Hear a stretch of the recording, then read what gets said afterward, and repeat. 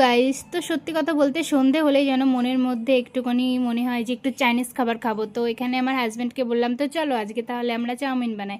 তো দেখতে পাচ্ছ এখানে আমার হাজব্যান্ড কুচি কুচি করে সব সবজি কেটে নিয়েছে, যেমন বিনস, গাজর, বাঁধাকপি এখানে সব কেটেও রেডি করে রেখে দিয়েছে। আমার মা এখানে চাউমিনের জন্য জল গরম করতে বসিয়ে দিয়েছে, আর এখানে এই যে সব সবজি কেটে এখানে গুছিয়ে রাখা হয়েছে। তারপরে গামলার মধ্যে জলটা ঢেলে চাউমিনগুলো সিদ্ধ করে এখানে শুকাতে দেওয়া হয়ে গেছে। তারপরে এখানে দেখতে পাচ্ছ কড়াইয়ে তেল দিয়ে এখানে সব রকমের যে কটা সবজি আছে, পেঁয়াজ, গাজর, বিন, ক্যাপসিকাম, বাঁধাকপি সব একসাথে কড়াইয়ের মধ্যে একসাথে ভেজে নিচ্ছে।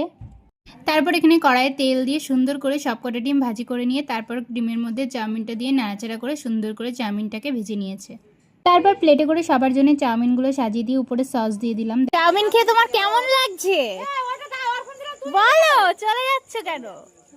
তাই পার্থ কেমন লাগছে বল, এই বুনু কেমন লাগছে?